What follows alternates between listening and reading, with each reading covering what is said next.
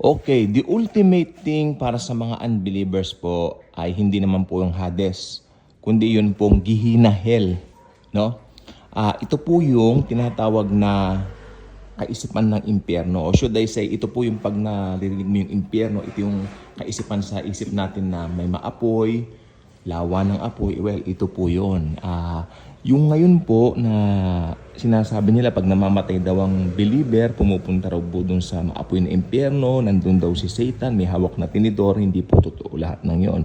Because si Satan hindi pa rin po nahahatulan doon sa tinatawag na Gehenna Hell, no? Mangyayari pa lang po yon in the future. Sa makatuwid, mauuna pa nga ang Antikristo at ang false prophet kaysa kay Satanas doon.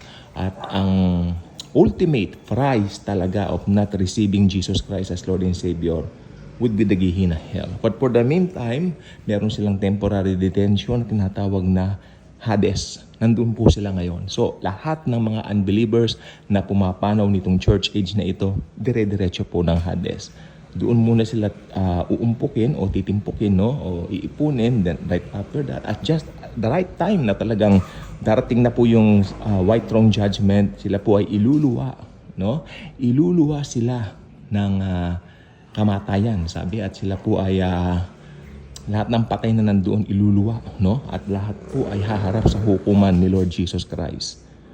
Yun po yung white throne judgment. At walang makakaligtas. Yung mga gumagawa ngayon ng mga masama, yung mga tipong ayaw tanggapin si Jesus, well, there will be an ultimate price for that. Because that would be seeing Him face to face. Seeing His wrath, seeing His, His eyes flaming, masyado pong nanlilisik ang kanyang mga mata. At lahat yung masasaksihan na mga ayaw siyang tanggapin. At ultimately, they will be thrown doon sa tinatawag na Gehenna Hell. Fiery po yun, hindi namamatay ang uod, hindi namamatay ang apoy. So yung sinasabing, pangalawang kamatayan, ibig sabihin, they will not feel the heat or the smell of the place or the ugly place. Kasi ugly place po yung Gehenna. Ibig sabihin, din nila namaramdaman yung init. No, nagkakamali po kayo dahil ang sinasabi lang pong pangalawang kamatayan doon, it's just a figure of speech by saying na pag napunta ka na doon, wala ka nang kawala. Kaya pangalawang kamatayan. Namatay ka na nga spiritually, patay ka spiritually. Yun ang unang kamatayan mo, patay ka spiritual. At pangalawang kamatayan mo would be there forever to be tormented there, night and day, walang katapusan. So, anyone, kahit sino ka man na nakarinig ng mensaheng ito, I believe kapag ka nadinig mo at napanood ito, I believe hindi po yan aksidente. The Lord Jesus Christ something for you.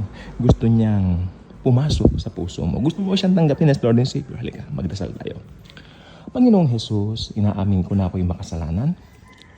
Inaamin ko walang mabuti sa akin sapagkat pinanganak ako under sin. Nakuha ko po ito sa aming unang mga magulang, Adan at Eva. Panginoong Jesus, naniniwala ako na matay ka sa krus ng Kalbaryo to pay for all of my sins, past, present, future. Lord Jesus Christ, I believe that your blood alone, yes, Panginoon, ang dugo mo lamang ang makapagliligtas sa akin, ang makapaglilinis sa akin, at makapagtatanggal ng aking mga kasalanan. Panginoong Jesus, in the Old Testament, kinokoberan lang ang kasalanan. But Lord, your blood is much more powerful because it has the power to remove sins, past, present, and future.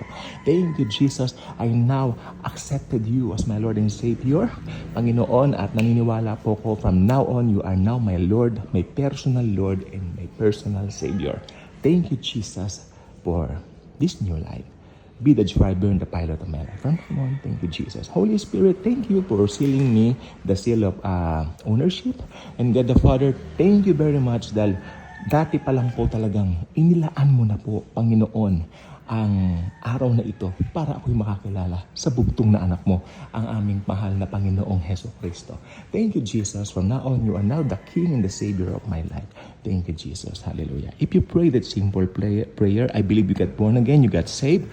I believe mag-uumapaw sa iyo ang pagnanais o pagnanasa na ibahagi ang kaligtasan na iyong kuha sa oras na ito at ibahagi sa mga kamag-anak mo o mga ka-office mate mo o kahit sino pa man nakakilala mo na hindi pa nakakilala kay Jesus at naniniwala ko magkakaroon din sila ng kaligtasan na tulad ng sa iyo. Thank you and God bless everyone.